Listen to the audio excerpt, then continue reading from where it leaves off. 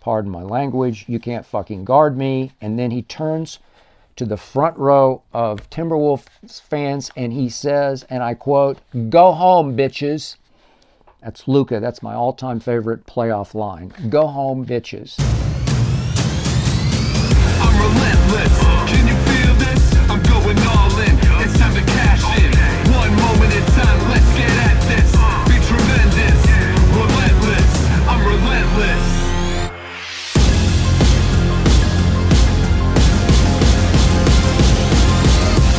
Here we go. This is the Skip Bayless Show, episode 116.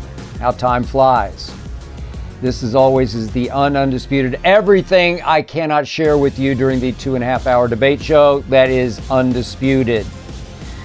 Today, I will tell you how Luka and Kyrie have completely, dramatically, shockingly changed my opinion of both. Today, I will try to muster up just one, how about them Cowboys, for one fan who badly needs just one. I'll try.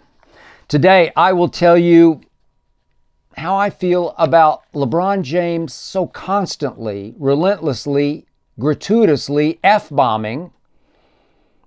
And I'll also tell you how astounded I am by how little actual charisma that Caitlin Clark has to be such an all-time ratings lightning rod.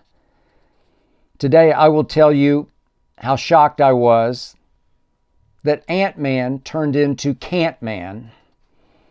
And finally, I will tell you which Dallas Cowboy jersey I have decided to buy for next season, and I think you'll be shocked by my choice.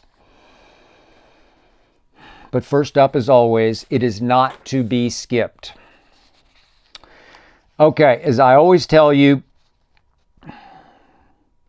when I'm on TV, I just say what I see. I say what I saw last night. I say what I saw from an interview. I just say what I see. No editing, no varnish.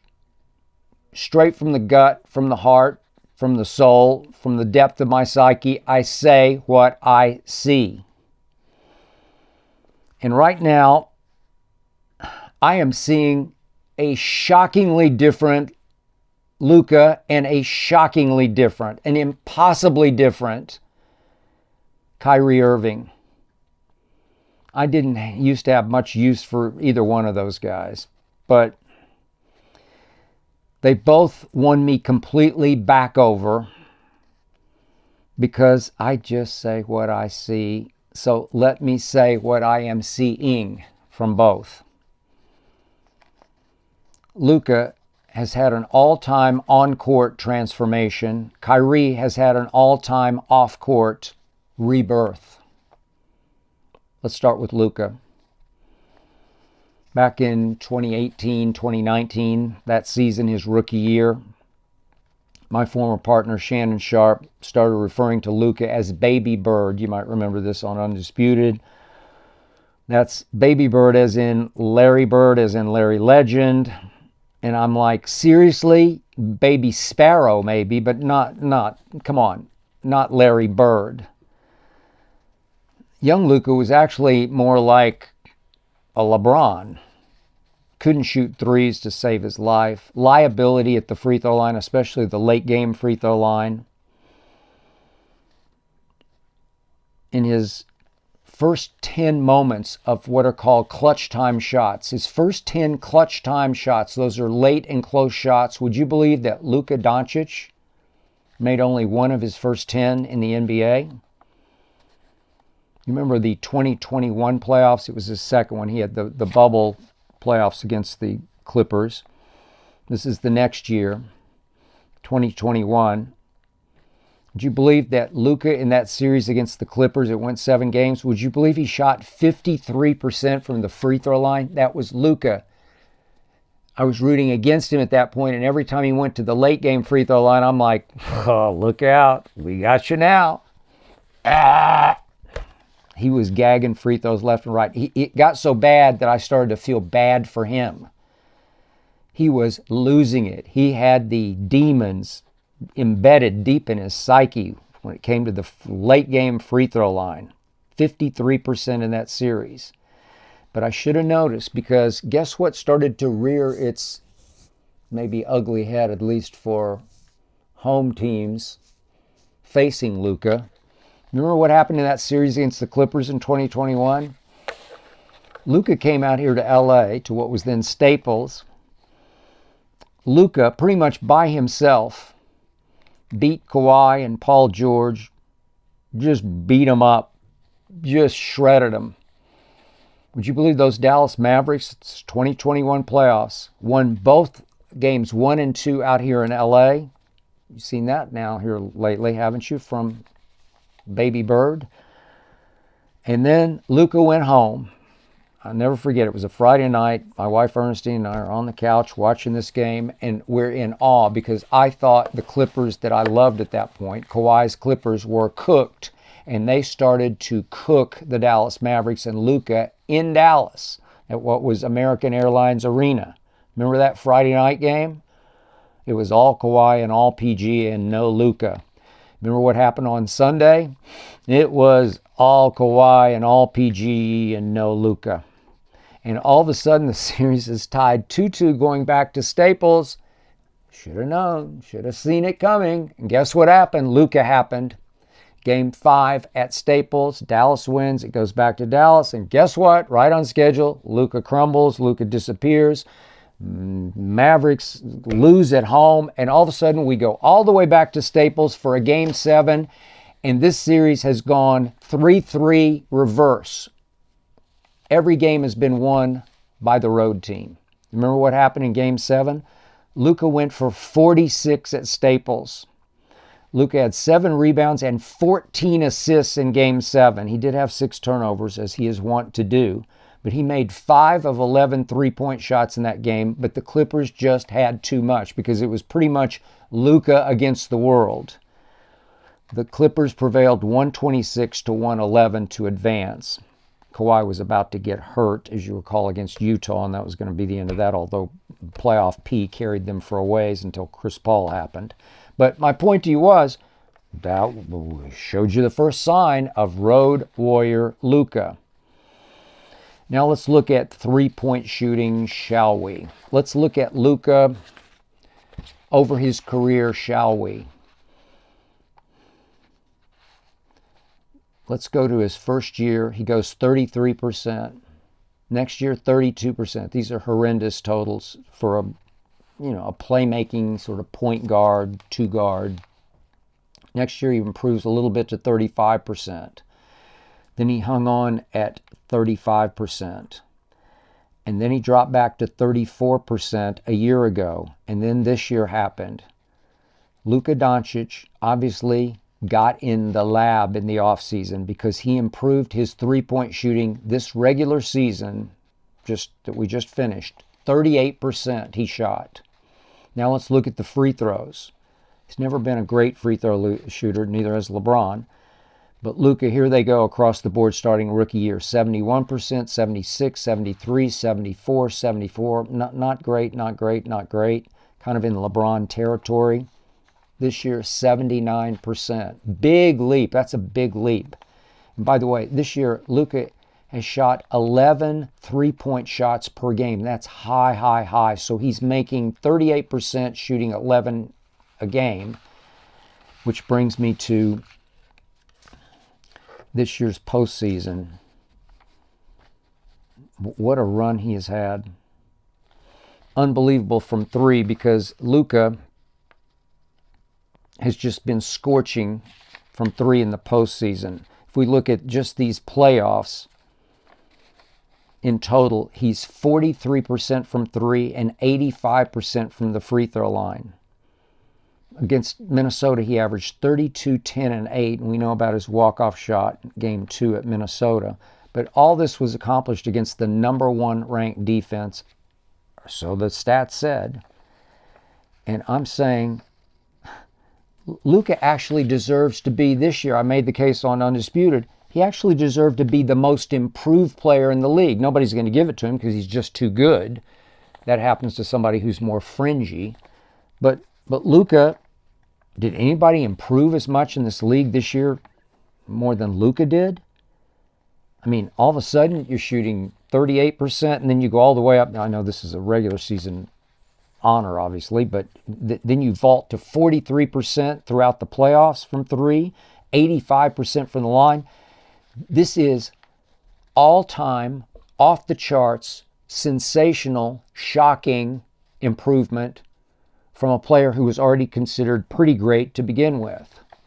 Now we get to Baby Bird, and I'll go all the way to Baby Bird. Let's start talking about Baby Jordan here. I'm not sure I've ever seen anything quite like what Luka keeps doing on the road since Michael Jeffrey Jordan. A guy I know, got to know very well, got to cover in Chicago.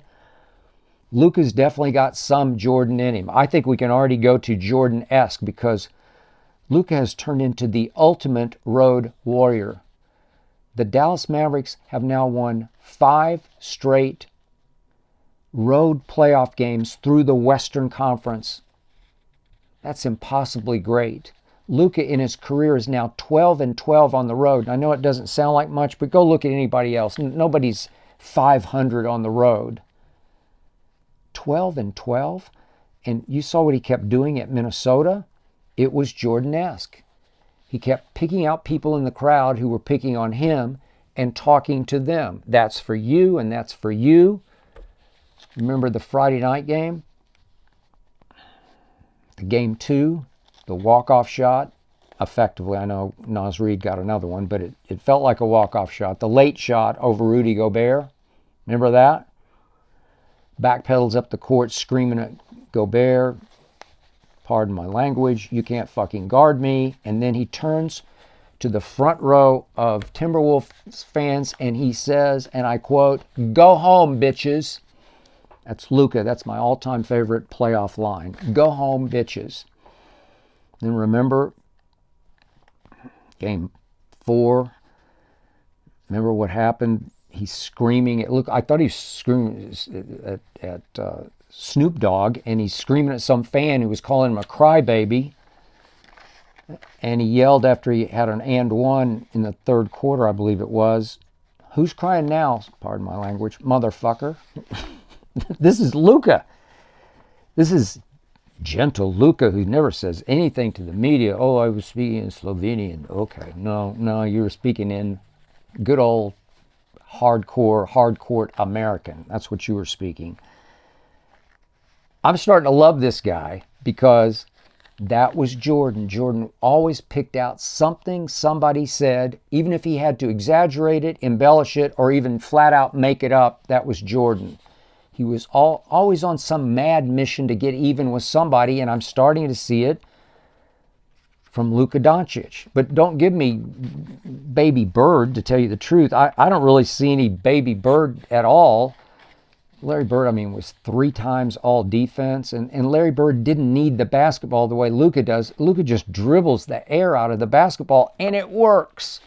And Kyrie has found some spot in this flow. He can find some rhythm where they take some turn. They almost take different quarters off from each other.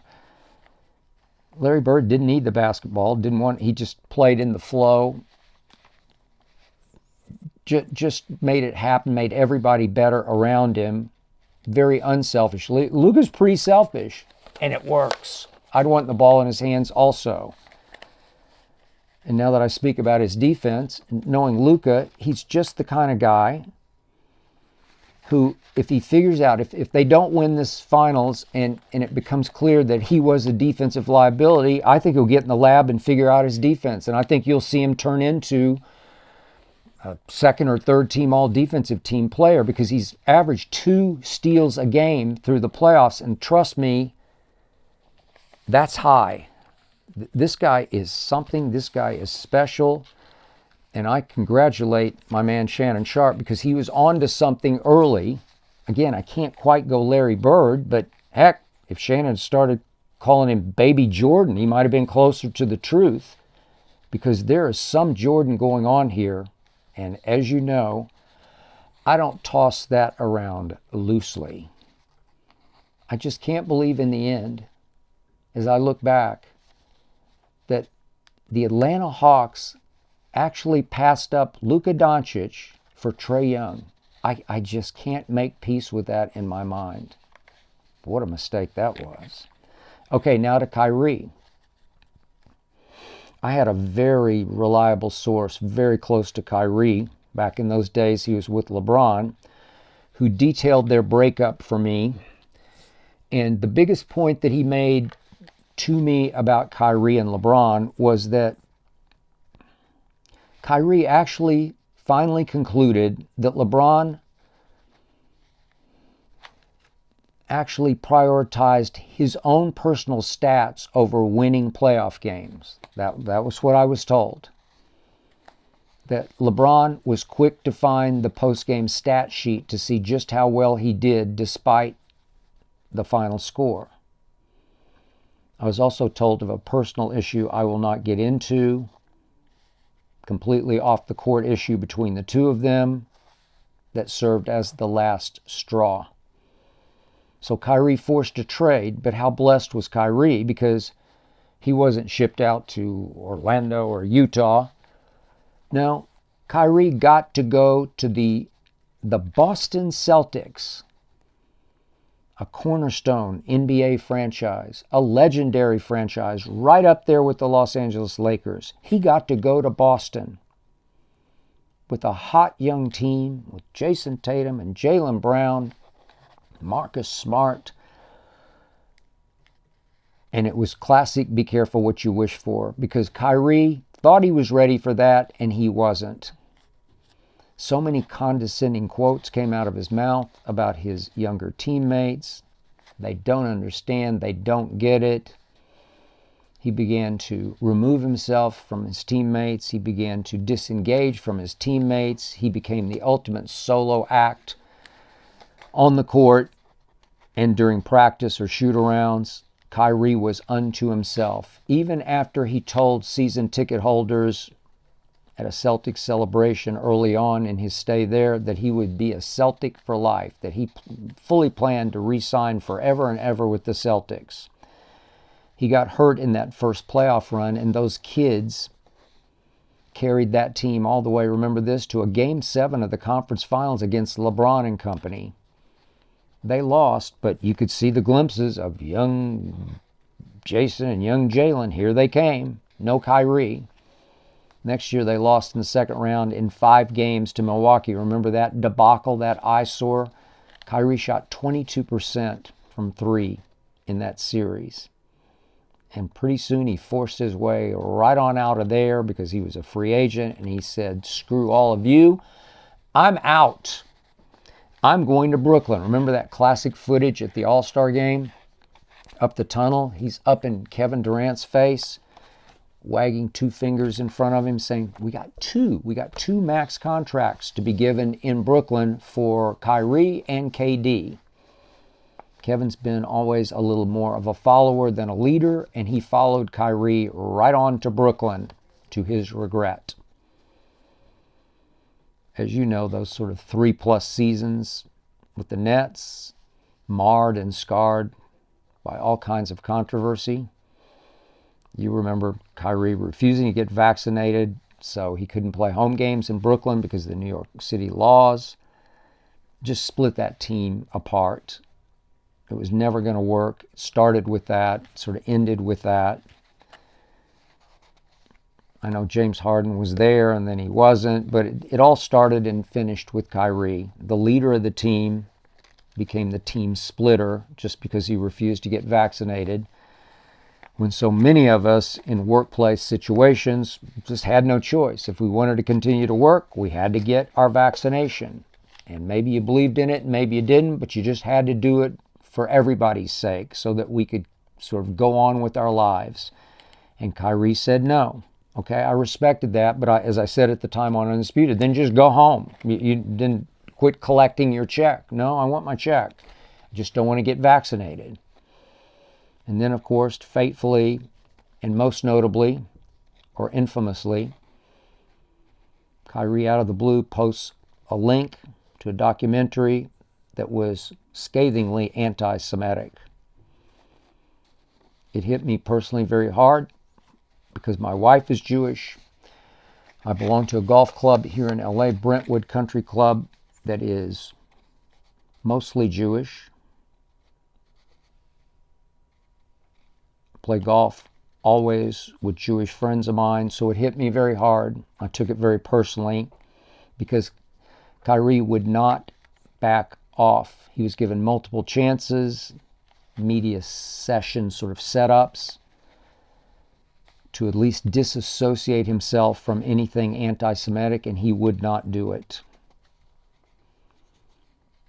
League said, okay, you're out. He got suspended, and Nike said, you are completely out, and he lost his shoe deal with Nike. That was huge. That was significant. That almost felt like the end of Kyrie Irving as we knew and once tried to love him. And suddenly he was on the trade market, and most teams were skeptical, if not completely scared. Most teams found him too hot to handle, and I did not blame them, starting with the Los Angeles Lakers. Reportedly, the Lakers offered their two very future first-round picks, a 2027, 2029, and what was left of Russell Westbrook. Now that you look at the rejuvenated Russ, the revitalized Russ under Ty Lue with the Clippers, you say, okay, well, maybe that would have been the way to go. But the Brooklyn Nets weren't coached at that point by Ty Lue. Russ was a disaster with the Lakers, and his stock was even lower at that point than Kyrie's. So obviously Brooklyn is looking at that offer as, seriously? And yet they took an offer from the Dallas Mavericks, who dared to plunge into this derby. They took an offer for Spencer Dinwiddie, who wound up, as you remember, out here with the Lakers last year, didn't do a whole lot. But again, the Mavs traded Spencer Dinwiddie and Dorian Finney-Smith, 2 second-round choices, and a very distant 2029 first-round pick. That was the package with which they stole Kyrie Irving. I say stole now because at that point, it was like, good luck, Dallas, because Kyrie seems so tarnished and so broken as a basketball player. He'd been through so many bad seasons and bad shooting and so many injuries and so much trouble in his life. It just seemed like it was wrong, and it looked wrong from the start over the second half of that season, or really it's the last third after he was acquired by the Mavericks. It did not work between Kyrie and Luka. I believe they went 14-28 together. And more important, Luka pouted that whole back third of the year. You could just see in Luka's body language, oh, so you don't think I can close, so you had to go get the ultimate closer, Kyrie Irving? Okay, I'll let him do it. Every fourth quarter, Kyrie, it's your ball. Kyrie took more than twice as many shots as Luka did in the games they played together down the stretch of that 23 season. Twice as many shots. Luka pouted. They crumbled.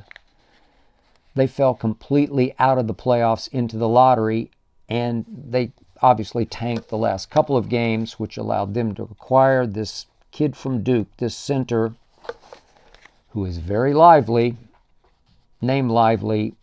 So it all was meant to be, or so it looks back, as you look back on it now, it all looked meant to be. All of a sudden, in a shock to me this year, Luka Dončić suddenly began to make peace with Kyrie Irving. And Kyrie suddenly, shockingly, found peace.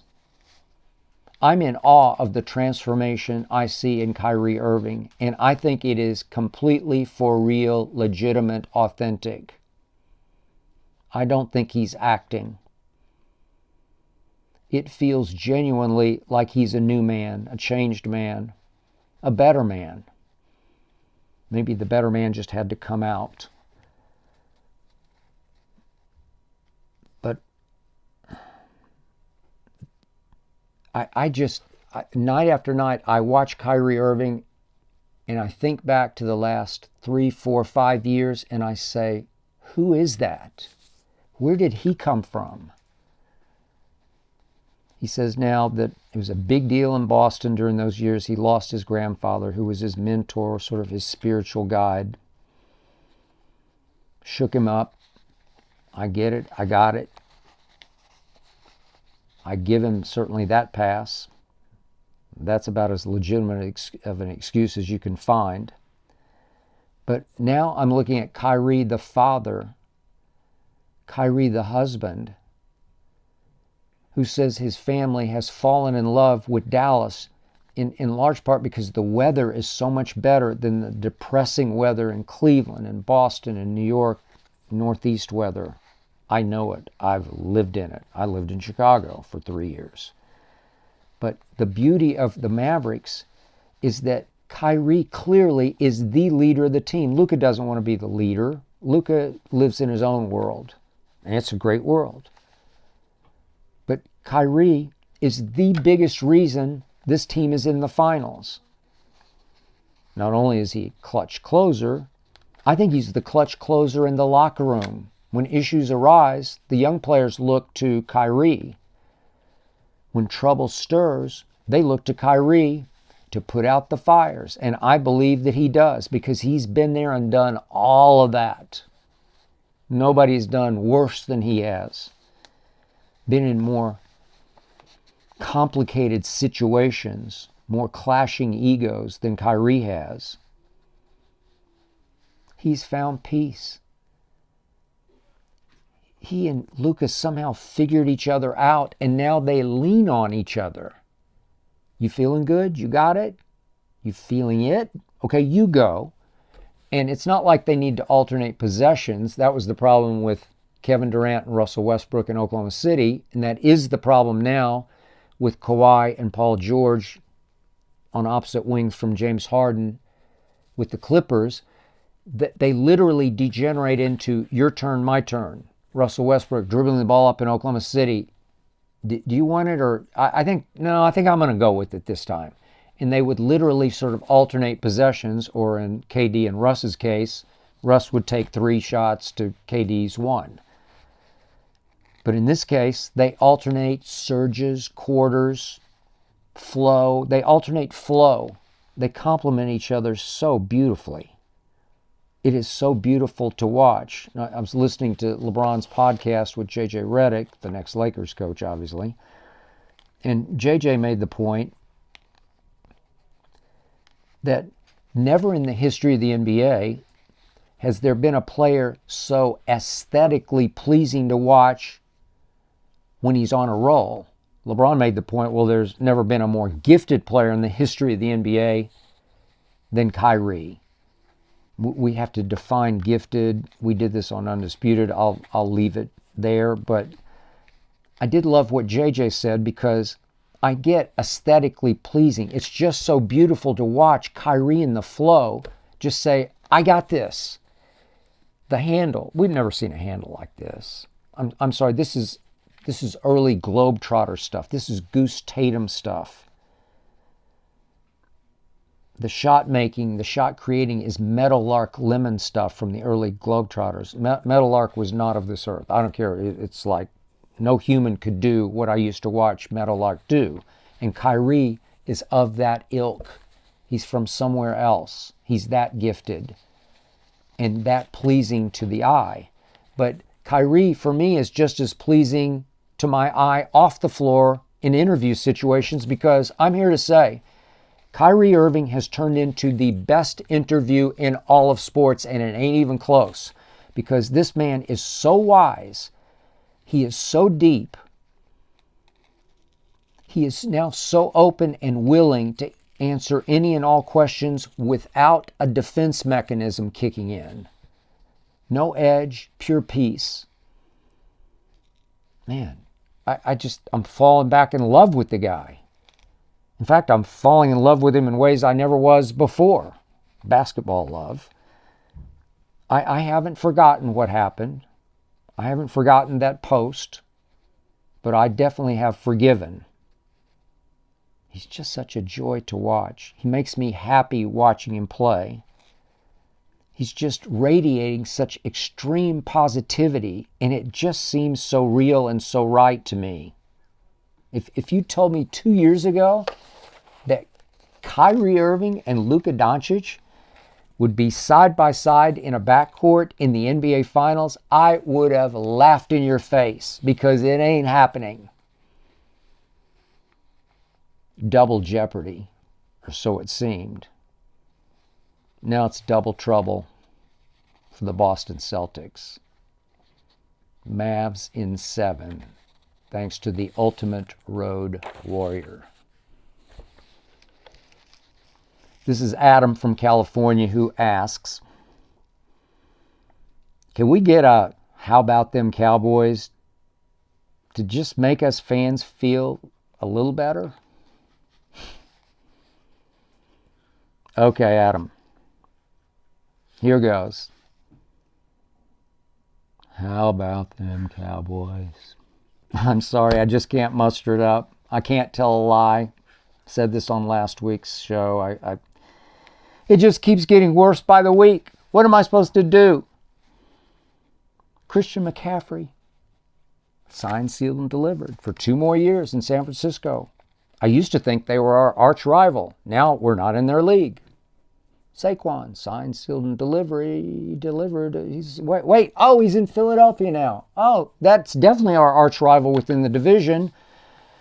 And A.J. Brown is signed, and Devontae Smith is signed, and the whole offensive line signed, sealed, and delivered in Philadelphia. And I don't know what we're doing with our offensive line. We're getting old. We're getting crippled. We're getting, well, there are no replacements. I still am very shaky with what we did in our draft. We did next to nothing in free agency, and I thought we had an F+ of a draft. Christian McCaffrey, and we're back. We have recycled Ezekiel Elliott. He's our lead dog now. Looking at our running back room, it now features the immortal Snoop Connor. Do you remember Snoop? He was a former 5th-round pick of the Jacksonville Jaguars out of Ole Miss. Snoop Connor is in our room now. It's one of our running backs, and we'll probably have to lean heavily on old Snoop. Micah Parsons. I just talked about the transformations of Luka and Kyrie and how I just say what I see. Micah is the reverse. I mean, we made a music video a couple of years back about Micah. My, oh, Micah, 11 from heaven. And now, I hate to say it, but it's starting to feel more like 11 from hell. I'm serious. I don't know. Micah's become this off-field sort of solo act, this media personality, entertainer. He wants to be a commentator more than he wants to be the defensive player of the year, or so it feels. He's coming off the worst game of his career in a home playoff game as the 2 seed against the 7 seed Green Bay Packers, the youngest team in the league, who were ahead of us 27-0 before halftime. And Micah had the worst across-the-board stats of his career as a defensive player / pass rusher. What am I supposed to do with that? I was ready last year for Micah to take over the team as the leader. He leads only Micah. I'm starting to feel like I was very wrong about Micah. Now the CD contract hangs over Jerry, but he just fiddles while his Rome burns. Like Nero, he fiddles and Rome continues to burn.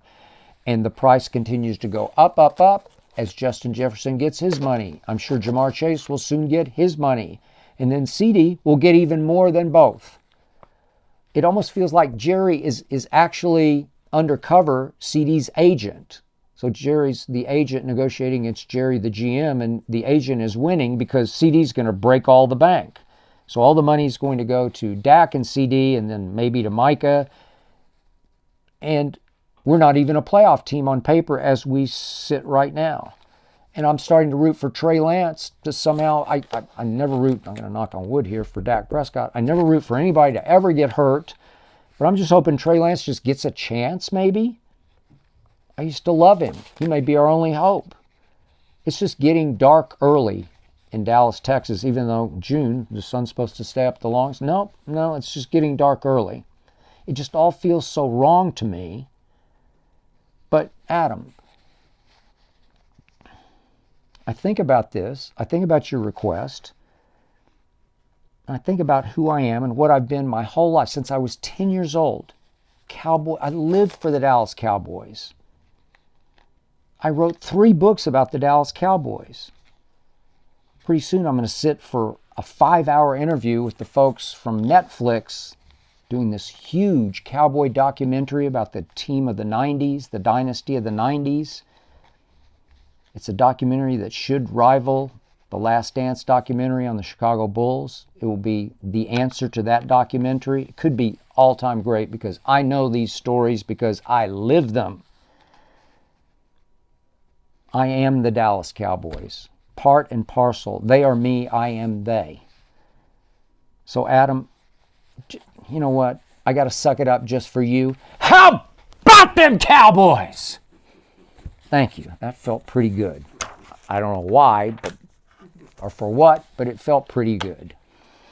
This is Mike from Boynton Beach, Florida. Okay, if you had to, it's a little complicated, but if you had to buy low on one NBA player and one NFL player right now who's going to be great in a few years, who would that be? Okay, it's an interesting question. And I got an interesting answer. I'm going to stay in Dallas with both answers. I just mentioned one. I still believe in Trey Lance. I believed in him before the draft. You want to talk about buy low? Jerry stole him for a 4th-round pick after San Francisco gave, because of 2 of the greatest minds in the history of the National Football League, Kyle and Mike Shanahan, they gave 3 first-round picks, 2 seconds, and a 3rd to go up to get Trey Lance in the draft because that's how much they believed in him. And then obviously a year passes, he's banged up, he can't stay healthy. He's not quite ready because he'd played so little football at North Dakota State. And they hit the draft lottery. With the last pick in the draft, they got their quarterback. And all of a sudden, Trey Lance was expendable. And I think he was an all-time great buy for Jerry Jones. I think he's going to be great. I still do. I believe it with all my heart and soul. He needs reps and he needs an opportunity. And sometimes when you least expect it, heaven opens and the opportunity presents itself. And on the NBA front, you're going to think I'm crazy, but I don't think so.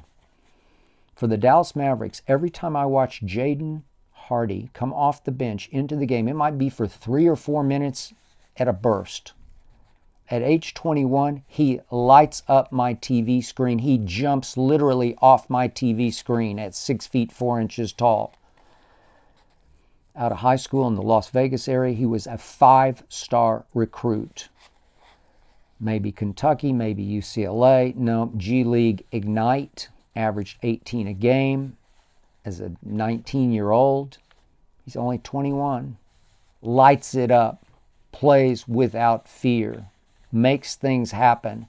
He's just the kind of kid who's now stuck behind what many people believe is the most talented or greatest scoring backcourt in the history of basketball. He's stuck behind that. He's also learning from that. He gets to watch Luka and Kyrie every single day. He gets to learn from Jason Kidd every single dribble of every practice. Watch for Jaden Hardy to get free of this, to move on to the next team and light it up. Okay, suffer me this just for a second. Just understand, I am no prude. I'm no stick in the mud.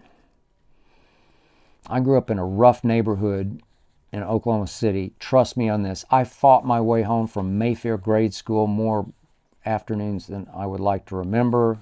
I won a bunch of fights. I lost a few. I often used profanity during those fights. I still do. When I get mad on the golf course or occasionally at my wife. Still do. Not proud of it, but I do. It's just in me from 5 years old up. But I never use profanity anywhere else. You can ask the people I work with here at FS1. You can ask my man Jonathan Berger, my man Tyler Korn. I just don't use profanity around anybody but in those certain situations that are way, way off camera.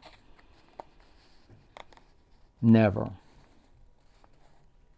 Just like to think I'm a little better than that. So, I must tell you, because I have so much respect for LeBron James off the court, it jars me, it shakes me down to my soul when I watch, hear LeBron so gratuitously drop F-bomb after F-bomb. Not when he's mad, just for emphasis, just the way you would in casual conversation.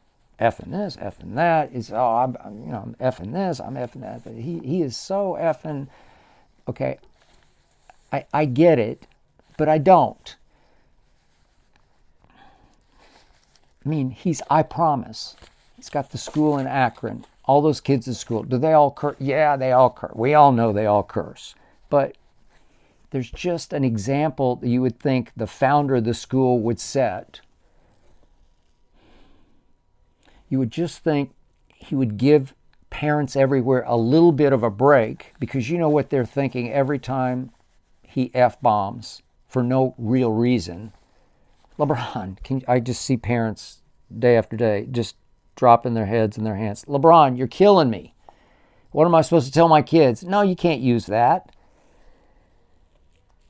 But he uses it and uses it and uses it some more. And I don't know, because I don't think this way, but maybe his advisors are telling him this increases his popularity, especially with the kids. Obviously, rappers sell because rappers curse. Bad boy rock stars sell because bad boy rock stars curse. LeBron's not a particularly religious man that I know of. He doesn't ever really speak about it.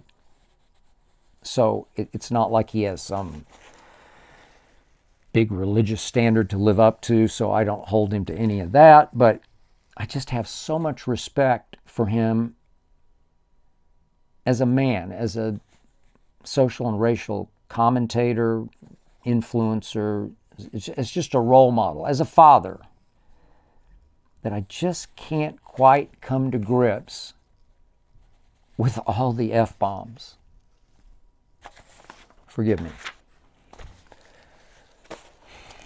Now a quick thought on Caitlin Clark, who inspires many, many thoughts from many, many people, because everywhere I go, all my friends, all they want to talk about, believe it or not, is Caitlin Clark or Angel Reese or Kennedy Carter or the WNBA.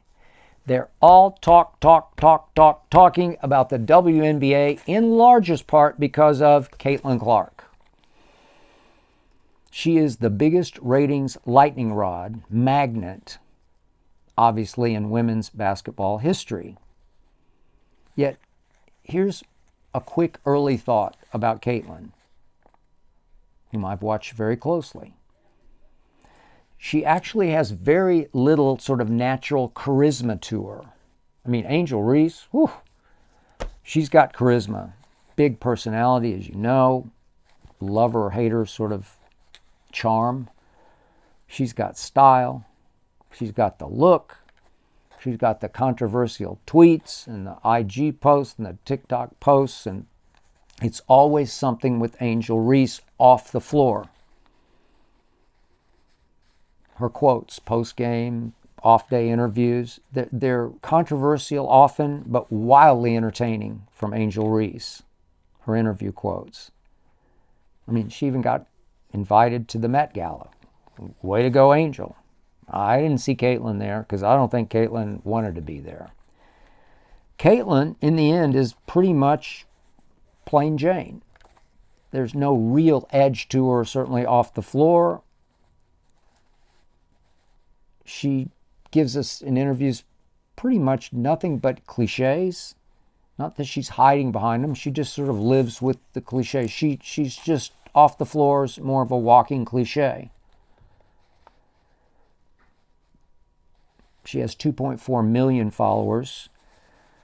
on Twitter. I think it's Twitter or IG, one of the two. But look back, she hadn't posted for like a week, and the last time she posted was a Gatorade ad. So she doesn't use social media to make controversial statements or to defend herself or to amuse people or entertain people. Nope, that's not Caitlin at all. Now, she plays with fire. And does she? You can see fire in her eyes. You can hear fire in her voice. But mainly, Caitlin Clark just lets her game do all of her talking. I mean, she is the female Steph Curry because we just never seen anything like this. She is shooting step back, jump shot, three-pointers from the logo. Never did I think I would see that. And she's making them. Not yet in the WNBA, but she certainly made a bunch at Iowa. 31% so far. She's taken the second most threes in the league. But that'll change. You know and I know. She'll start to figure that. She'll settle in, get a little more comfortable. She'll get on a hot streak, and that'll start to go up toward 35, 36, 37, 38%. Steph's obviously 40 plus. Maybe one day she will be too, because she shoots threes from the logo effortlessly. It takes strength to get the basketball to the basket, especially if you don't keep your feet on the floor. If you set shoot it where you can push it, okay, that gives you much easier range. She is stepping back, going away from the basket, jumping and shooting.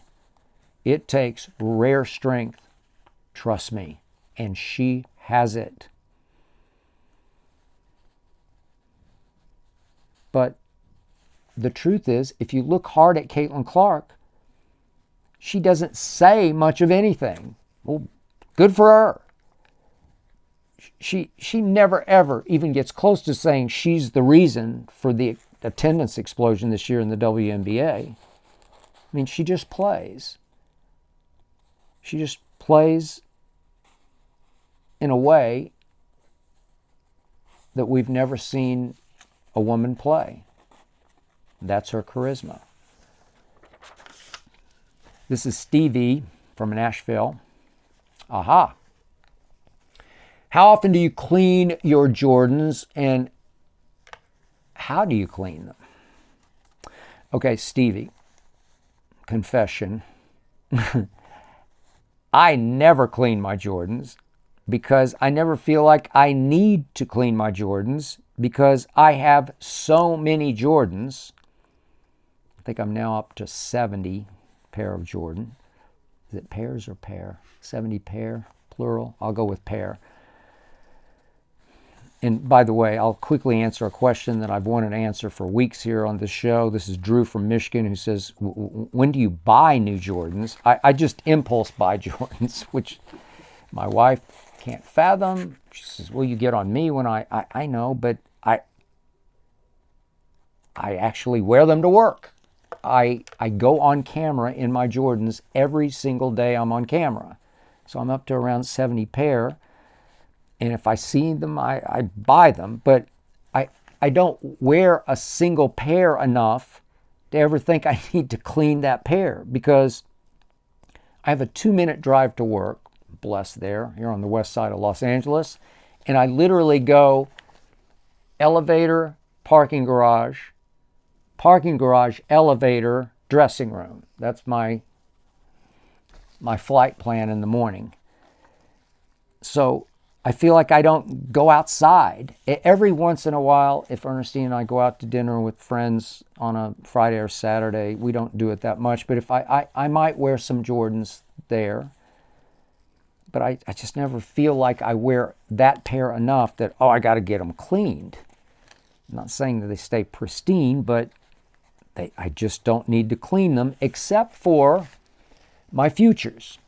Now, understand, I wear futures occasionally on television, purple, yellow, black. But on the weekends, I live in my Jordan futures because they are so walkable. They are so comfortable.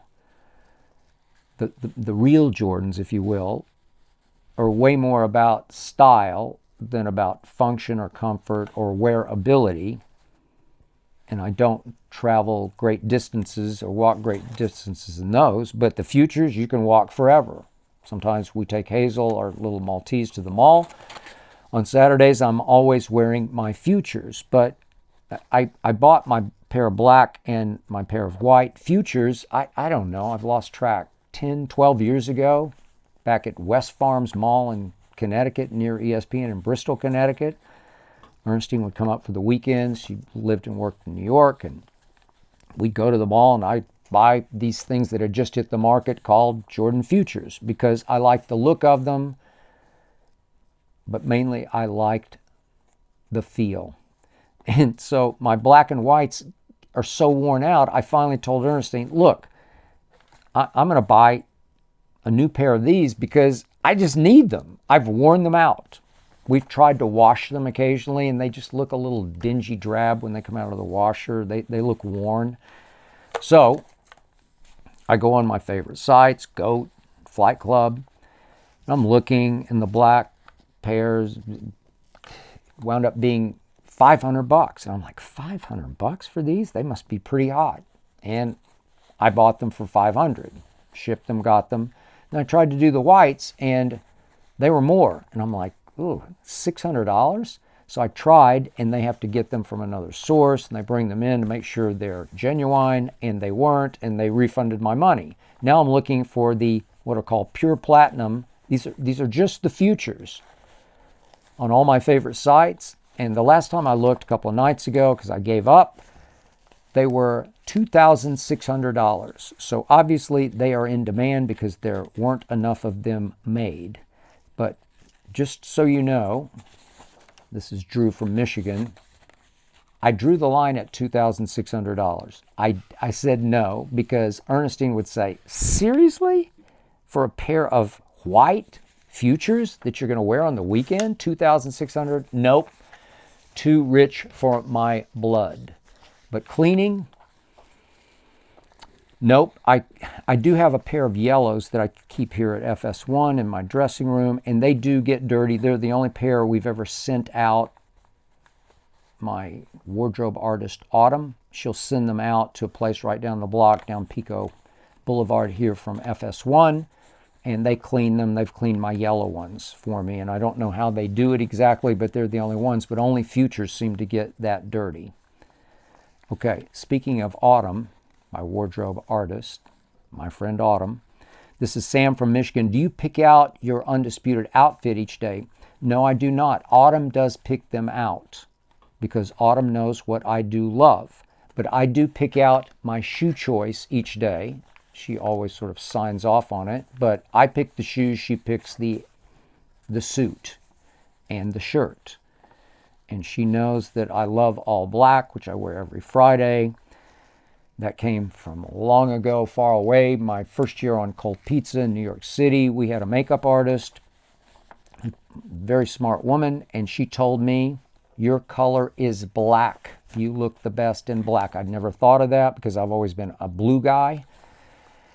And she said, no, it's black. That's your power color. So when I get a chance, I wear black, and I do feel more powerful, if you will, in black. Favorite color has always been blue. Give me a blue suit with a white shirt, and I am a happy camper. I feel invincible in blue suit and white shirt. The better I look, the more unbeatable I feel. Now, a quick thought. Let me readjust here. A quick thought about the Western Conference Finals past. Something I would also just like to get off my psyche about Anthony Edwards. On our show Undisputed, day after day, I was bombarded with references to young Jordan, baby Jordan, from both Keyshawn Johnson and Paul Pierce. Both of them I have high regard and respect for. And I think they were on to something because I saw the explosive ability in Anthony Edwards, a.k.a. Ant-Man. But then I saw something else that I cannot get over. And I need to say it because I saw it. I saw those first 3 games, fourth quarters, I saw Anthony Edwards afraid to shoot the basketball. And I was dumbfounded by it and deeply disappointed by it, because I love this kid's charisma, his personality, his fire and desire, his guts, his swagger, his predictions, his guarantees. I love all that about him. It did appear, and maybe still does, that he's got next. But you want to talk about disappointing? In those first 2 games, home games in Minneapolis, their games in his house, he barely shot the ball in either of the fourth quarters. And all of a sudden, national commentators, starting with Charles Barkley, are giving him the tired excuse. He's 22 years of age. Tired? No. Then next it was the hyperventilated excuse. Oh, he's just too amped up. Young Jordan? Do you think the real young Jordan ever got too amped up for a game? Do you think he ever got tired for a game, especially after 4 years of NBA basketball and 27 playoff games? Think Michael Jordan ever got tired, hyperventilated, needed to run up the tunnel during game 2 at home to use oxygen? Do you think that ever happened? Because it did not happen.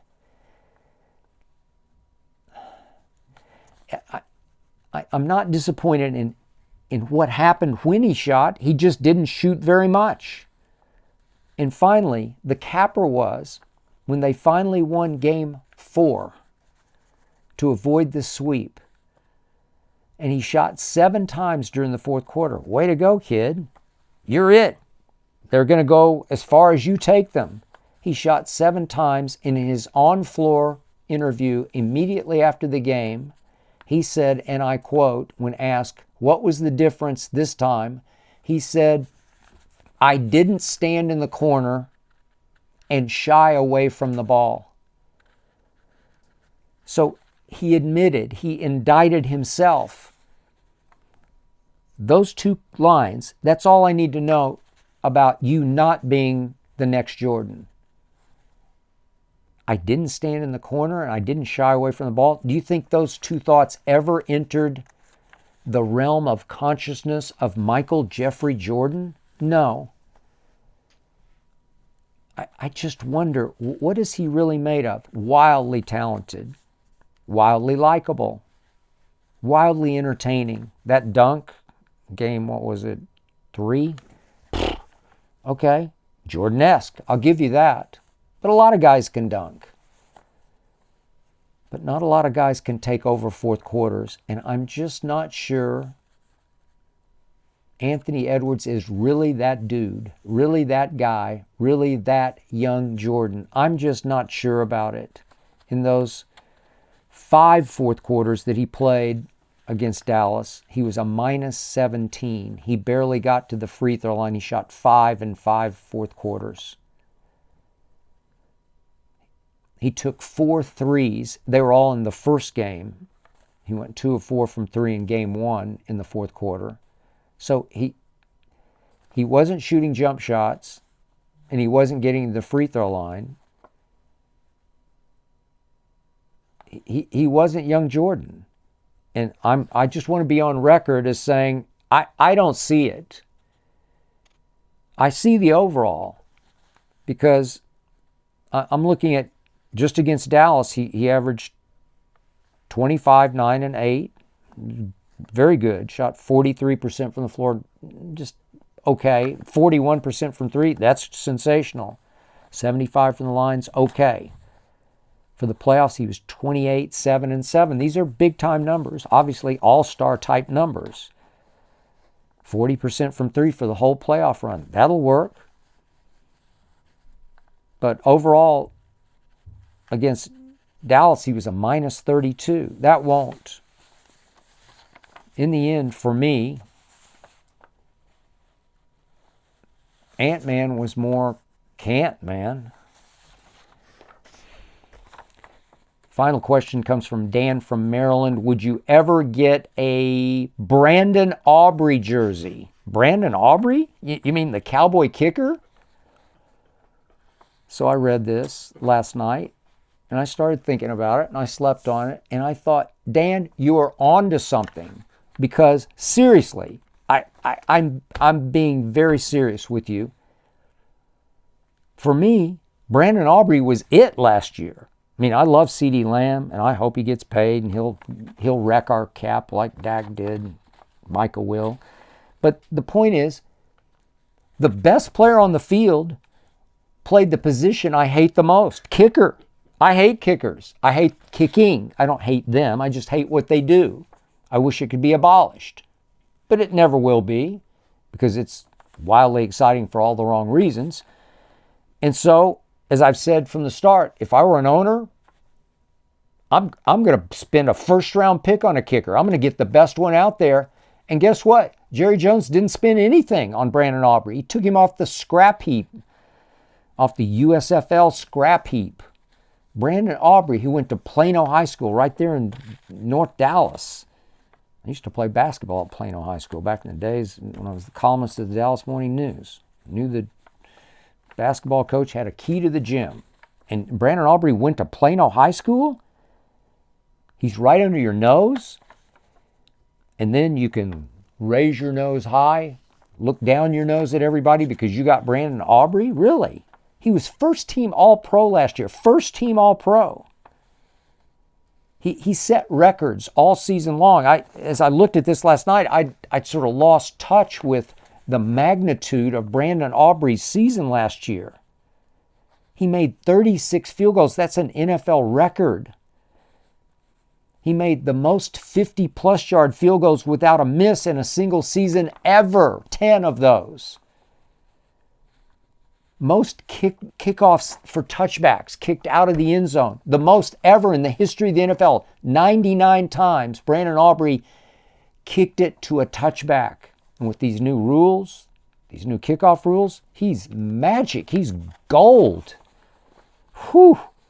Everybody's going to be looking for a Brandon Aubrey. Highest field goal percentage by a rookie. He made 95% of his field goals. Rookie ever. This is ever. Wow. I could just go on. I'm looking at this list of accolades. I could keep you up the rest of the night with Brandon Aubrey accolades, and I won't. Because he's it for my Cowboys. We have a kicker, and that's really all that I can trust is our kicker, Brandon Aubrey. So I have decided, seriously, I am going to, maybe I'll do it tonight, I'm going to order my Brandon Aubrey jersey. I had to look up his number because it didn't even sort of stick in my psyche. He's number 17. It's kind of a weird number, but he was 17. I'm getting me a 17 jersey, and I'm going to wear it proudly next year. Maybe I'll wear it on the show because it's really all that I have left to be proud of. Thank you, Brandon Aubrey. God bless you, Brandon Aubrey. And that is it for episode 116. Thanks to you for listening and or watching. Thanks to Jonathan Berger and his All-Pro team for making this show go. Thanks to Tyler Korn for producing. Please remember, Undisputed, every weekday, 9:30 to noon Eastern, the Skip Bayless Show, every week.